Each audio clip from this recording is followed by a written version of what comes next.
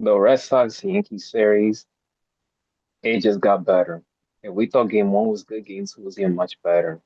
The series is tied. We have ourselves a series, and now it comes down to tonight's crucial, decisive game three. Yep. Winner will move on to the division series against the Toronto Blue Jays.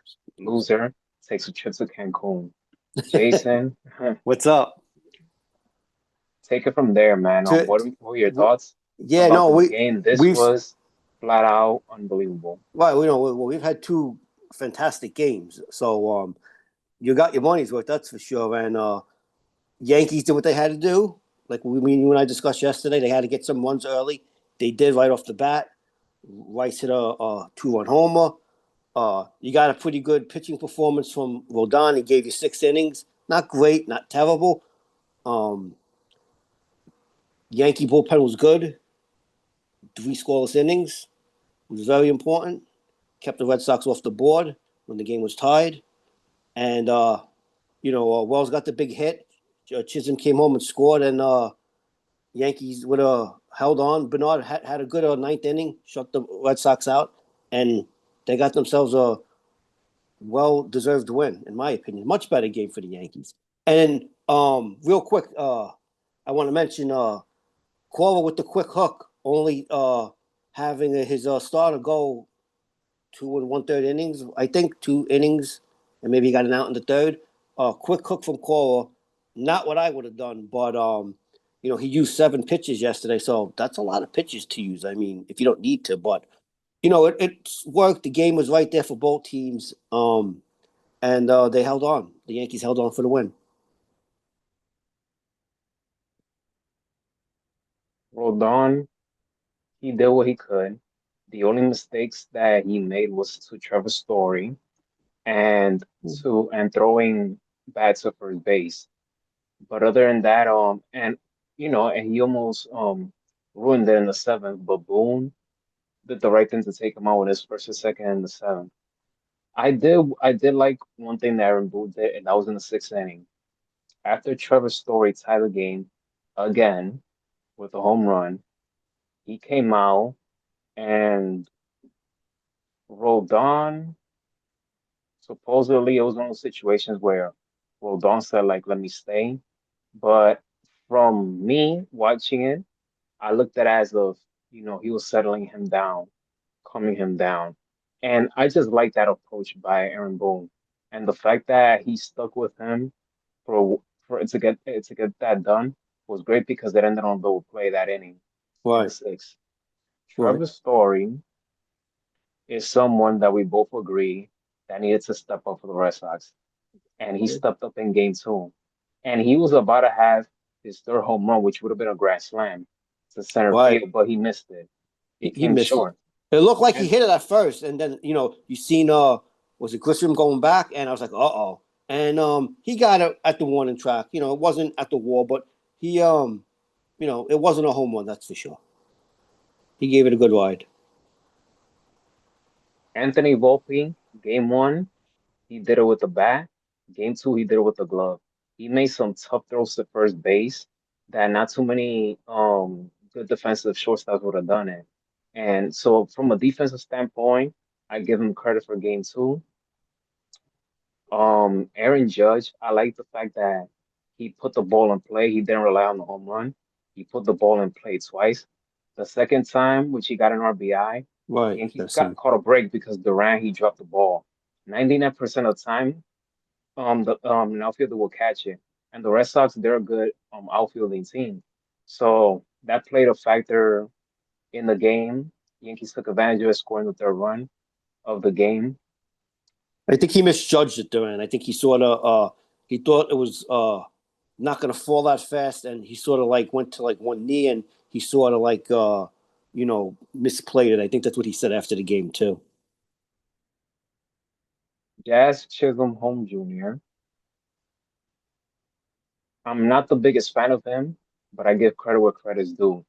And this is the first time as a Yankee fan during his tenure with the Yankees that he earned my respect. This particular game, he earned my respect. He made a great defensive play that Yes. saved them a run, Yeah. and just his hustling ability. Like before the eighth inning, the Yankees overall show good base running skills, especially when they did a double steal to third and to second. I But it's like not that. easy. Right. I That's like not easy that. to pull off. That's a tough play Yeah, to pull, especially in a playoff game. It's not a regular season game. This is a playoff game. exactly. But the fact that he hustled from hustle to home plate in the eighth inning, which he landed safe, I think he was already on his way to steal a base, so therefore that gave him an extra advantage to get home. Um, but certain things, playing the Yankees factor yesterday. I mean, that eighth inning was just a thriller. It was a thriller. Kudos to Austin Wells. Ben Rice, another guy who was benched, who didn't play in game one, just like Jazz, both of them stepped up. On the Right. first pitch, first inning, hit it out the ballpark. So, um, the game ball, given to Ben Rice, Jazz Chisholm Jr., um, rolled on as well, give it to him, even though it wasn't his best, but he did pitch solid. It's just that he just made two errors, which was in my opinion, the two biggest errors were the throw to first base, which could have been more catastrophic, and the home run to Trevor Story, which was the biggest one. Right. Right. So the three RBIs to Trevor Story. But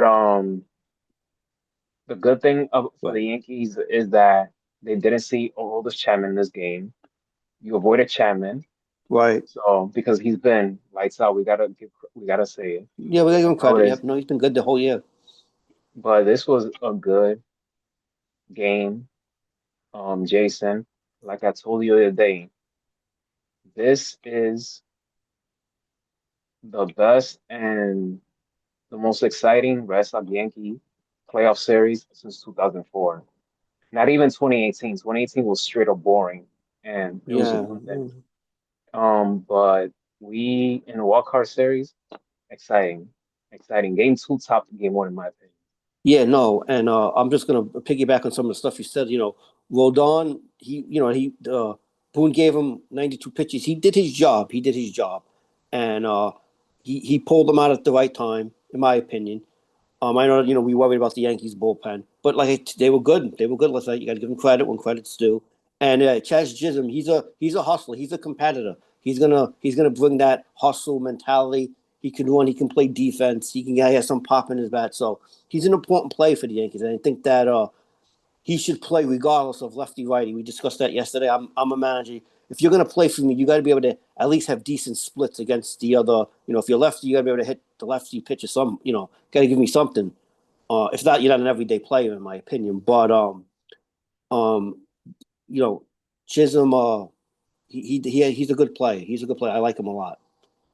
And tonight we're going to see. It'll be early for the Red Sox, lefty, and against Scheisler. He's a right-hander. The Yankees are going to go. I don't know what we're going to see. I'm going to pick the Yankees. If we're going to go by who we're going to pick right now, I'm going to take the Yankees tonight to win the series, close them out. I don't care if you're inexperienced because that's one thing that people are throwing out there. Right. This guy doesn't have experience. I'm like, listen, if you have ice in your veins, you have ice in your veins, whether you're experienced or not. So Here's the thing, real it's quick, one. Mike.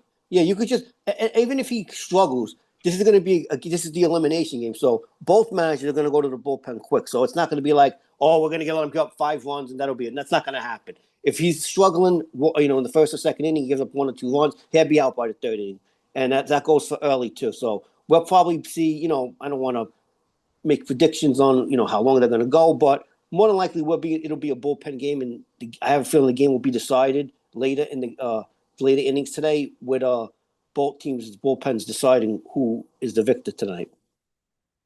Yeah, winner take all games. Everybody's in it. Right, Everybody's right. in it. Or So when men on deck. everybody's out today, Right. Yeah, I agree. since the Red Sox, they're gonna go with a lefty. Yankee fans, they're looking at Aaron Boone. If you screw up again and not use who you got to use, then I want you fired. Yeah, no, well, And that's a I've already possibility. seen, I've Yeah, already no, seen no. the comments already. Yeah, no, I know. People wanted him fired last year too. So, I mean, we'll cross that bridge if it comes tonight. But we'll see. I could see him being, if the Yankees do lose, I could see him being fired. I really can this season, at the end of this season. I watched the post-game interview, and the media, especially New York media, you know how ruthless New York media is and how curious they can be. There's many that they're wondering, are there any issues or tension between Aaron Boone and Jazz Chisholm Jr.? Aaron Boone, I think he got asked, do you think that Jazz performing the way he did in game two added some extra fuel because of what happened in game one? He downplayed it, and I get it. He said no. He might be saying the right thing, but me personally, all these years that I watched Jazz play, even when he was with the Marlins, he's a competitor. Yeah, right. I don't like some of the things that he does on field in terms of like complaining and things like that. Sometimes he can be too extra, but he's a competitor at the end of the day. Whether they admit it or not, in my opinion, in the way I feel and how I see things, I think that Jazz deep down, it gave him a sense of pride to go out and perform in game two. Well, he That's just my wanted to opinion. play. Right, That's yeah, just my yeah. opinion.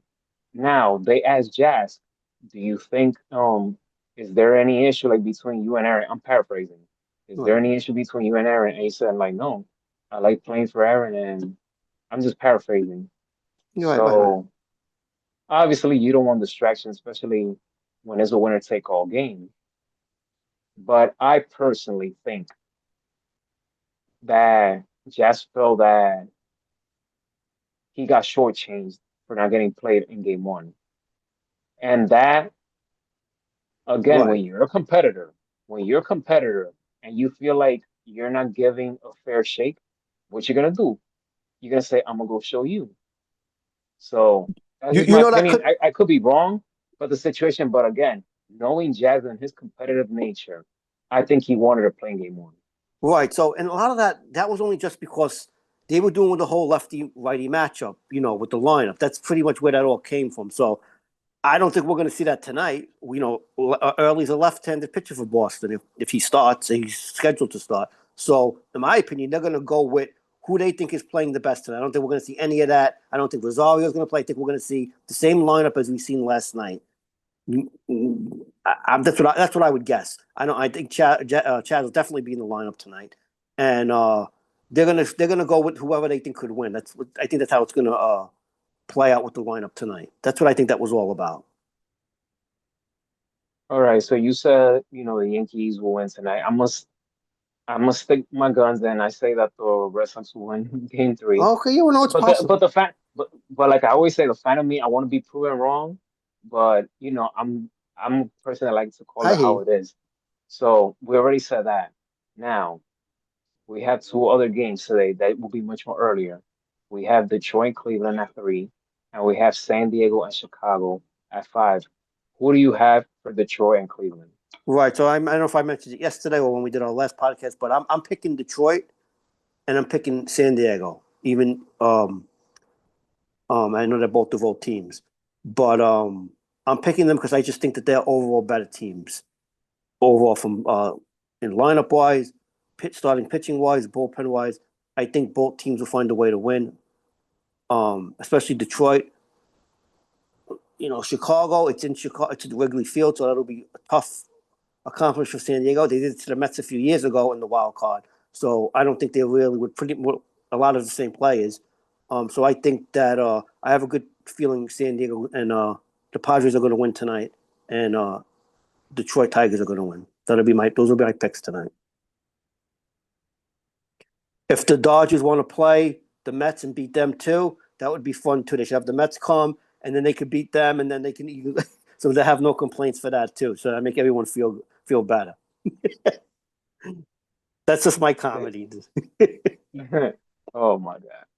Detroit and Cleveland. Oof. I feel that momentum shifted to Cleveland's way, especially after that eighth inning. Because of that eighth inning and how they wrapped it for runs, I feel like from a momentum standpoint, Cleveland sure should win game three, but I'm gonna go with Detroit for this one.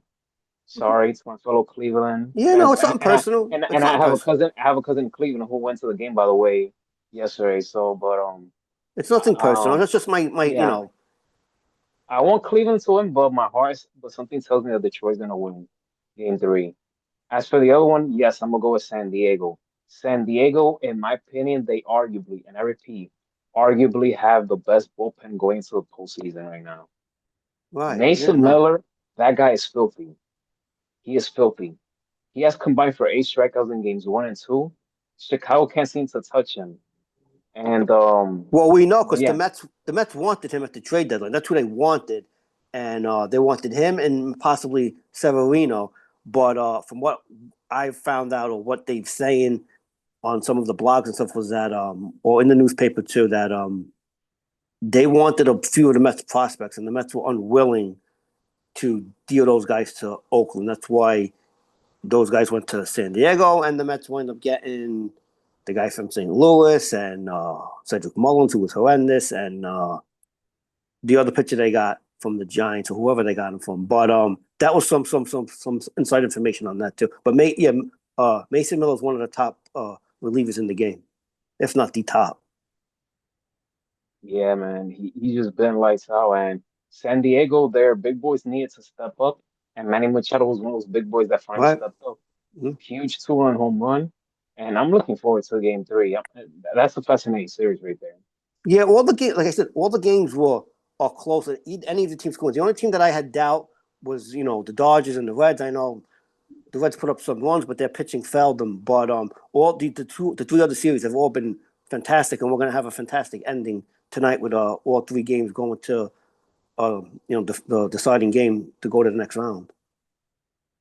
Yeah, man, 3 games. Looking forward to them. Hopefully, it continues to get better because there's nothing like a good playoff game where it's tight, it's thrilling, it's nail biting, it's nerve wracking.